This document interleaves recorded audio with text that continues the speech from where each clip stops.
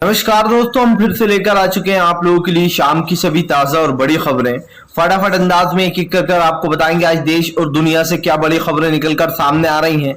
लेकिन उससे पहले दोस्तों एक नजर डालेंगे सुर्खियों पर। प्रधानमंत्री नरेंद्र मोदी के ऊपर गरजे राहुल गांधी, बोले बीजेपी और आरएसएस को हरा कर दिखाएंगे, चाहे कितना भी नफरत फैला ले, लेकिन मैं आपके साथ जिंदगी भर खड़ा हूं। इसके बारे में आपको बताएंगे। वहीं पर अगली बड़ी खबर में हम आपको बताएंगे दोस्तों, जी दरअसल आपको बता दें बीजेपी के ऊपर जमकर गरजे अखिलेश यादव, बोले उत्तर प्रदेश में हालत टाइट। जी हाँ, आपको बता दें दरअसल एम्बुलेंस को धक्का मारते हुए नजर आ रहे हैं अस्पताल वाले, अखिलेश ने जमकर निशाना साधा है। वहीं पर अगली बिग ब्रेकिंग में हम आपको बताएंगे दोस्तों, ज्ञान व्यापी का सर्वे अभी भी बाकी। जी हाँ, अभी भी रहेगा जारी। आपको बताएंगे ज्ञान व्यापी को लेकर क्या कुछ बड़ी अपडेट निकलकर सामने आई है। वहीं पर अगली बिग ब्रेकिंग में हम आपको बताएंगे दोस्तों, सोनिया गांधी का मोदी सरकार पर बड़ा हमला, बोले ये देश तोड़ेंगे तो हम देश जोड़ेंगे। जी हाँ, देश में जोड़ेंगे और फिर से एक बार कांग्रेस बीजेपी को हराएगी और आरएसएस को भी। इसके बारे में भी बताएंगे। वहीं पर अगली बिग ब्रेकिंग में हम आपको बताएंगे दोस्तों, जी दरअसल आपको बता दें केजरीवाल जुटे गुजरात चुनाव में। एक तरफा दोस्तों लहर चल रही है, एक तरफ बीजेपी, दूसरी तरफ कांग्रेस, तीसरी तरफ केजरीवाल। बताएंगे कैसे तीनों में एक तरीके टक्कर है। वहीं पर अगली बड़ी खबर में हम आपको बताएंगे दोस्तों, जी दरअसल आपको बता दें असदुद्दीन ओवैसी ने भाजपा पर बोला बड़ा हमला, बोले मंदिर मस्जिद के फैसले कोई और नहीं बल्कि बीजेपी खुद दिलवाती है। जी हाँ, दबाव डालकर। इसके बारे में भी आपको बताएंगे। वहीं पर अगली बड़ी खबर में हम आपको बताएंगे दोस्तों, जी आपको बता दें कांग्रेस निकालेगी भारत जोड़ो अभियान। जी हाँ, बहुत बड़ी रैली निकाली जाएगी जिसमें सारे कांग्रेस के कार्यकर्ता होंगे और भारत के लोगों को जोड़ा जाएगा भाईचारे में। इसके बारे में भी आपको बताएंगे। वहीं पर अगली बड़ी खबर में हम आपको बताएंगे दोस्तों, जी दरअसल आपको बता प्रधानमंत्री नरेंद्र मोदी 2024 में नहीं कर पाएंगे वापसी। जी हाँ, दरअसल आपको बता दें कांग्रेस ने ऐलान किया है कि वो सत्ता में आने के बाद तुरंत ईवीएम को बंद कर देंगे। इसके बारे में भी आपको बताएंगे दोस्तों, ईवीएम में जमकर घोटाले होते हैं। वहीं पर अगली बड़ी खबर में हम आपको बताएंगे दोस्तों, जी आपको बता दें दरअसल किसान नेता राखड़ टिकैत का बड़ा ऐलान, बोले फिलहाल हमें तोड़ नहीं सकता कोई। जी हमारे संगठन को कोई तोड़ नहीं सकता है। इसके बारे में भी बताएंगे। तो सारी खबरें फटाफट अंदाज में देंगे, एक एक कर देंगे। फिलहाल से चलिए बढ़ते हैं सबसे पहली और सबसे बड़ी खबर की ओर। दरअसल दोस्तों आपको बता दें एक बार फिर से प्रधानमंत्री नरेंद्र मोदी के ऊपर गरजे राहुल गांधी, बोले मैं आरएसएस और बीजेपी को हरा कर रहूंगा। जी हाँ, आपको बता दें दोस्तों राहुल गांधी ने साफ कर दिया है कि देश में जिस तरीके से कांग्रेस मजबूती से लड़ती थी, फिर से एक बार जरूरत आ गई है कि कांग्रेस उसी मजबूती से उतरे। राहुल गांधी ने कहा कि फिलहाल इस वक्त देश को जोड़ने का अभियान चलाया जाएगा। आपको बताता चलूं दोस्तों, राहुल गांधी ने कहा कि आरएसएस और बीजेपी इन दोनों की नफरत को खत्म कर रहूंगा। जब तक कि मैं हरा नहीं देता बीजेपी को, तब तक इसी तरीके से जंग रहेगी। मैं सड़कों पर उतरूंगा, सड़कों पर सारे कार्यकर्ता उतरेंगे, लेकिन बीजेपी को हराएंगे। राहुल गांधी ने कहा कि आज विचारधारा इनकी बहुत ही खतरनाक हो चुकी है, जो युवाओं के ऊपर भारी पड़ रही है। राहुल ने कहा देश में बेरोजगारी चरम सीमा पर पहुंच चुकी है। ऐसे में सरकार के खिलाफ राहुल गांधी का यह ऐलान दोस्तों बताता है कि फिलहाल सरकार पूरी तरीके से फंस चुकी है।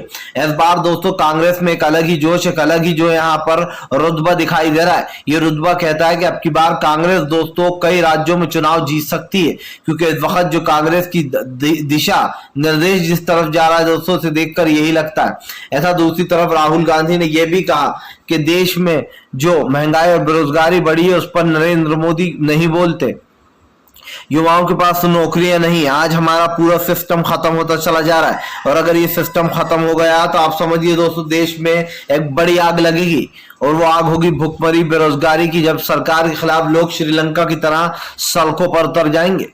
और जिस तरीके के हालात हो रहे हैं ये आप भी देख रहे हैं।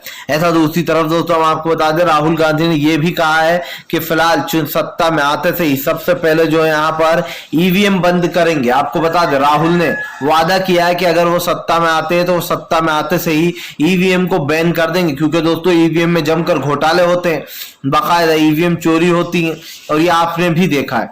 चलिए बढ़ते हैं एक और अगली बिग ब्रेकिंग की तरफ। बता दोस्तों के लिए जो बड़ी खबर निकल कर आ रही है, असदुद्दीन ओवैसी का बीजेपी के ऊपर बड़ा हमला। बोले फिलहाल मंदिर और मस्जिद पर मुसलमान और हिंदू भाइयों को लड़वाती है बीजेपी और राजनीति करती है। दरअसल दोस्तों ओवैसी ने एक बार फिर से बीजेपी के ऊपर हमला बोल दिया है। असदुद्दीन ओवैसी ने भाजपा पर हमला बोलते हुए कहा कि भारतीय जनता पार्टी जानबूझकर हिंदू और मुसलमान को लड़वाती है और समझिए दोस्तों खुद की राजनीति करती है। ओवैसी ने बीजेपी पर निशाना साधते हुए कहा ज्ञानव्यापी मस्जिद का जो फैसला दिया गया है वो फैसले को पूरा गलत दिया गया है। ओवैसी ने कहा कि जानबूझकर इस तरीके का फैसला दिया गया है और ये फैसला दोस्तों कहीं ना कहीं सरकार के नाक की नकेल भी बन रहा है। आप देखिए कि एक कोर्ट जो कि साफ है कि एक धर्म के आधार पर फैसला सुना रहा है कि हिंदुओं में ज्यादा बहुसंख्यक है, इसलिए जो यहाँ पर ये फैसला दिया जाता है कि वहां पर सर्वे तो होकर रहेगा। सवाल यही है दोस्तों कि क्या आप सारी मस्जिदों को खुदवाना चाहते हो? सुप्रीम कोर्ट के जज अगर ऐसा फैसला दे दोस्तों, हाई कोर्ट के जज, तो फिर तो दोस्तों शर्म की ही बात है कि कोर्ट भी वही कर रहा है जो बीजेपी कर रही है। कोर्ट और बीजेपी में फिर फर्क क्या रह गया है?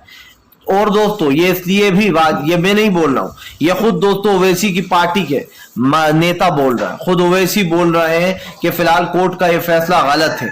आप समझिए दोस्तों अगर इस तरीके के फैसले दिए जाने लगे धर्मस्थलों को लेकर तो कल को कोई भी आ जाएगा कि ये मंदिर खोदो यहाँ पर हमारा धर्मस्थल था, कोई भी आएगा कि ये चर्च खोद दो यहाँ पर भी हमारा धर्मस्थल था। तो दोस्तों ये बात तो गलत है। जो 1991 में जो एक्ट बनाया गया है वो सबकी सहूलियत के लिए ही बनाया गया है। अब आप समझिए कि सबके फ्रीडम के लिए भी बनाया गया है कि जो धर्मस्थल जहां पर है वो वहीं पर रहेगा, और मेरे हिसाब से इससे बेहतरीन एक्ट हो नहीं सकता है, क्योंकि ये एक तरीके से भाईचारा भी बढ़ाता है ये एक्ट, और ये भी कहता है कि जो धर्मस्थल जहां पर है वो वहीं पर रहे। लेकिन आज जो राजनीति हो रही है, आप बताइए कभी आज तक ऐसा क्यों नहीं हुआ कि कोई संगठन उठकर गया और किसी ने ये कह दिया कि इस मंदिर की जगह पर मस्जिद थी, इसकी खुदाई करवा दो? क्या कोर्ट वो फैसला देगा? मैं आपको लिख के दे देता हूं, अगर कोई संगठन जाकर ये कह दे कि इस मंदिर की जगह मस्जिद थी तो आप देखिए देश में उपद्रव मचा देंगे हिंदू संगठन। यहां तक कि कोर्ट भी ये फैसला दे देगा कि ऐसा कुछ भी नहीं है, और कोर्ट सबसे पहले तो यही फैसला देगा कि ऐसा कुछ नहीं है। तो ये तो साबित हो जाता है दोस्तों कि मंदिर और मस्जिद में आजकल जो हो रहा है वो आपके सामने, और ये सिर्फ हिंदू और मुसलमान करने के लिए ही हो रहा है ताकि आगे की जो राजनीति है 2024 के जो चुनाव है इसमें मोदी सरकार, अब अयोध्या तो भाई बनने वाला है, मतलब उसका काम तो शुरू हो गया है। अब अयोध्या का मामला खत्म हुआ तो अब बाबरी के बाद दोस्तों ज्ञानव्यापी को निशाना बनाया जा रहा है, जबकि वहां पर 60% सर्वे होने के बाद भी दोस्तों कुछ नहीं मिला। अब जो सर्वे हो रहा है दोस्तों वो आप देख ही रहे हैं, इस सर्वे के बाद भी आप देख रहे हैं जब कुछ भी नहीं मिलेगा तब भी इस केस को उलझाया जाएगा, आगे लेकर जाएगा। और मैं लिख कर दे सकता हूं आपको, जज कहेगा कि ये जो सबूत मिले हैं इससे आशंका जगती है, अब ये केस चलेगा। और दोस्तों ये साफ दिखाई दे रहा है ये सब कुछ करने वाली सरकार है। जब जज ये आदेश दे सकते हैं कि भैया वीडियोग्राफी करो, तो जज जाहिर सी बात है सबूत मिले ना मिले, जज का हमें वो पता ही है, किन्हीं भी चीजों को सबूत बता दिया जाएगा और ये कहा जाएगा कि अब केस चलेगा ज्ञानव्यापी पर, और बस फिर वही होगा जो बाबरी के साथ हुआ था। फिलहाल चलिए बढ़ते एक और अगली बिग ब्रेकिंग की तरफ। बता दोस्तों अगली जो बड़ी खबर निकल कर आ रही है आपको बता चलूं दोस्तों, प्रधानमंत्री नरेंद्र मोदी को गुजरात में का बड़ा झटका। जी हां दोस्तों, इस बार गुजरात में मामला टक्कर का। आपको याद है दोस्तों पिछली बार कांग्रेस महज 10 सीटों से जो है यहाँ पर अपनी सरकार बनाने से रह गई थी गुजरात में, और अब की बार दोस्तों कांग्रेस ने कमर कस ली है कि इस बार वो गुजरात में अपनी सरकार बनाकर ही रहेंगे। आपको बताता चलूं दोस्तों कांग्रेस, हालांकि अब की बार सियासत थोड़ी तेज हो गई है क्योंकि आम आदमी पार्टी ने जो है यहाँ पर एक तरीके से वहां जाकर बिगुल फूंक दिया है। अब ऐसे में ये कहना गलत तो नहीं होगा दोस्तों कि अब की बार 3 पार्टियां आपस में ही भिड़ती हुई नजर आ रही हैं, इसलिए भी आ रही हैं कि इन पार्टियों के ऊपर कई सवाल पहले भी उठे हैं। लेकिन दोस्तों यहां पर कुछ चीजें सोचने लायक है, वो ये है कि गुजरात में कांग्रेस ने काफी अच्छा प्रदर्शन किया था पिछले साल, उसके बाद पर कांग्रेस की हालत काफी खराब होती गई। लेकिन अब कांग्रेस जिस तरीके से दोस्तों मजबूती के साथ उतर रही है, लड़ रही है और जो फैसले ले रही है उससे ये साफ दिखाई दे रहा है कि फिलहाल कांग्रेस एक नई उड़ान भरने को तैयार हो गई है। और यही कारण है कि कांग्रेस की जो मजबूती ये बता रही है हमें कि अब की बार कांग्रेस कई राज्यों में अपना परचम लहरा सकती है लोकसभा चुनाव से पहले। आपको याद है दोस्तों पिछले साल जब 2017 में चुनाव हुए थे और राहुल गांधी पार्टी के अध्यक्ष थे। उस वक्त दोस्तों कांग्रेस की हर तरफ जीत हो रही थी। मध्य प्रदेश में भी कांग्रेस ने अपनी सरकार बना ली थी, राजस्थान में भी कांग्रेस ने अपनी सरकार बना ली थी और राहुल गांधी अध्यक्ष पद पर बैठे थे। लेकिन दोस्तों इस वक्त अध्यक्ष पद खाली है। अब सवाल यही है कि राहुल गांधी ने मजबूती से ऐलान कर दिया, इसका साफ संकेत जो है वो यही बताता है कि राहुल गांधी एक बार फिर से अध्यक्ष पद संभालने को तैयार दिखाई दे रहा है। अब अध्यक्ष पद कौन संभालेगा ये तो खैर आने वाला वक्त बताएगा भी, लेकिन ये तो तय है कि फिलहाल इस बार कांग्रेस अपनी मजबूती के साथ उतर चुकी है।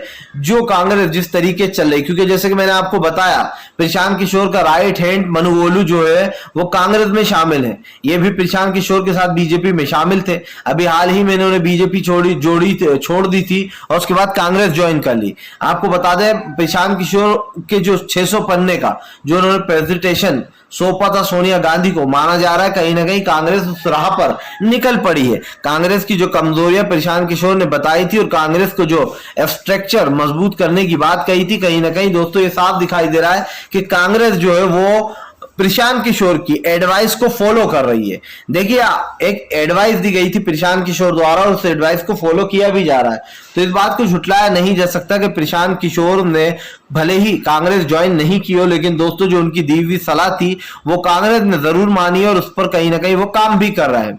हालांकि बताया तो यही गया था कि प्रशांत किशोर और कांग्रेस में बात नहीं बनी, लेकिन दोस्तों कांग्रेस की जिस तरीके से प्रशांत किशोर तारीफ कर रहे हैं उससे ये साफ दिखाई देता है कि प्रशांत किशोर कांग्रेस के संपर्क में अभी भी है।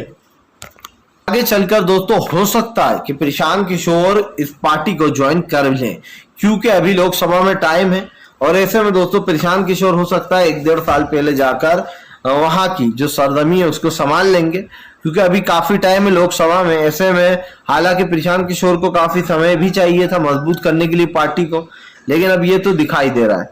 फिलहाल खैर चलिए हम बढ़ते हैं दोस्तों एक और अगली ब्रेकिंग की तरफ। बता दोस्तों अगली जो बड़ी खबर निकल कर आ रही है, उद्धव ठाकरे का बीजेपी के ऊपर बड़ा हमला। बोले फिलहाल आरएसएस की विचारधारा सबसे खतरनाक। जी हाँ, इन्होंने देश के लिए कोई लड़ाई नहीं लड़ी है, एक नंबर की झूठी है आरएसएस और बीजेपी। आपको बता दें उद्धव ठाकरे ने कहा कि बीजेपी का बस नहीं चलता, वरना वो दाऊद को टिकट देकर उसको भी क्लीन चिट दे दे।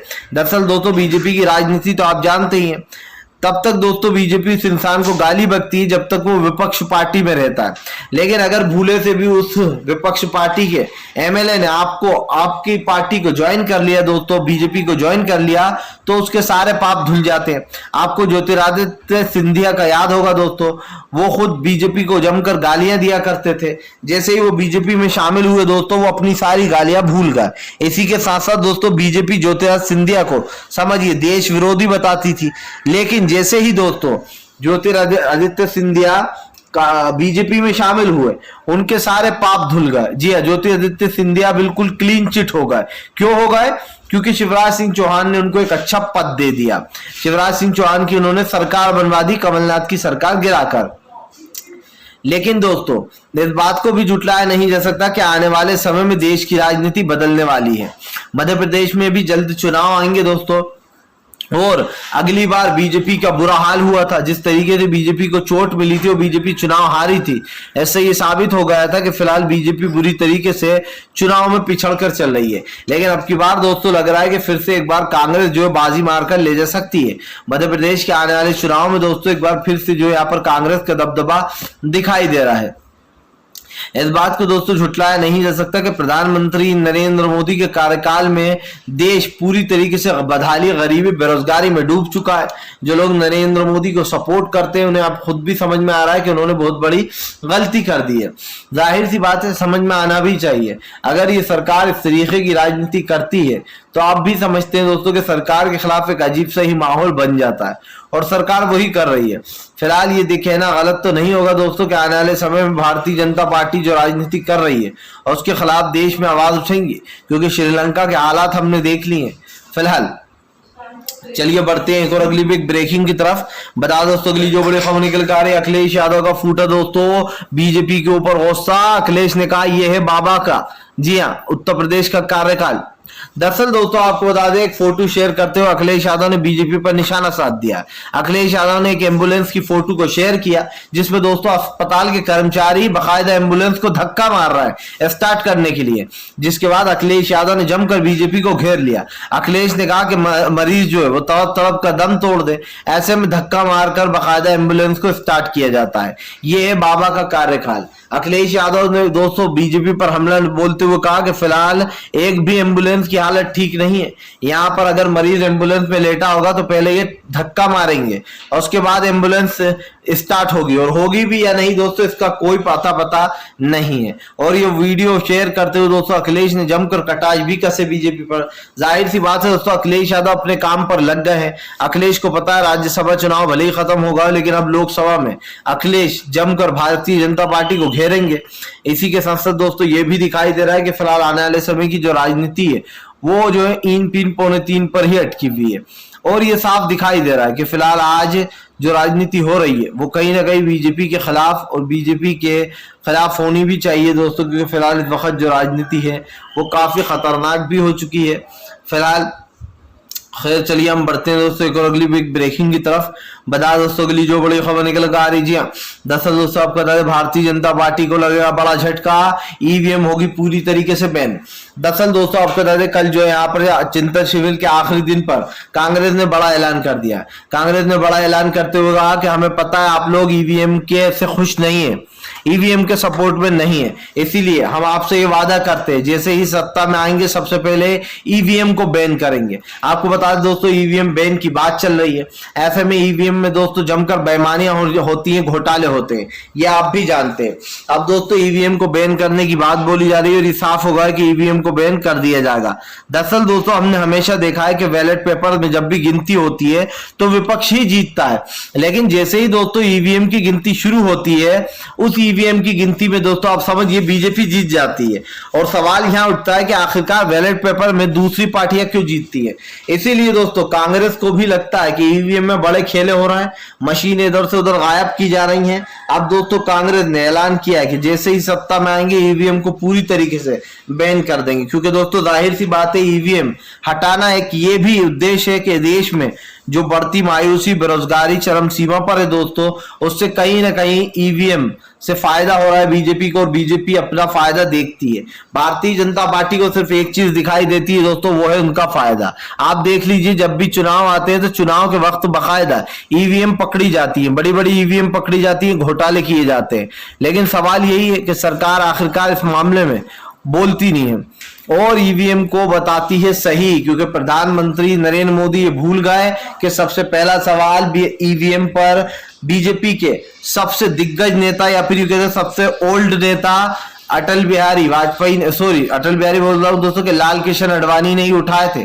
और लाल कृष्ण आडवाणी ने दोस्तों यूपीए के 2 बार जीतने पर ईवीएम को जिम्मेदार ठहराया था कि ईवीएम में धांधली होती है। यहां तक के लाल कृष्ण आडवाणी ने दोस्तों एक बुक भी लिख डाली थी इस पर, जो कि पब्लिश की गई थी। तो ये तो साफ है कि जब विपक्ष के टाइम ईवीएम होती है तो भारतीय जनता पार्टी जब हार जाती है तो बौखलाती है, और यही कारण जो ईवीएम पर कई सवाल खड़े होते हैं। चलिए बढ़ते हैं एक और अगली बिग ब्रेकिंग की तरफ। बता दोस्तों अगली जो बड़ी खबर निकल कर आ रही है, राजस्थान में दोस्तों सियासत हो गई है तेज। दरअसल आपको बता दें राजस्थान मंत्री के बेटे को दिल्ली पुलिस गिरफ्तार करने गई थी कल, लेकिन वो गिरफ्तार नहीं कर पाई क्योंकि वहां पर उनको मिला नहीं आशीष। अब ऐसे में दोस्तों आपको बता दें कि उसके घर पर एक नोटिस चिपकाया गया है। दिल्ली पुलिस दरअसल दोस्तों राजस्थान में जानबूझकर गई थी क्योंकि वो जानती है राजस्थान में कांग्रेस की सरकार है।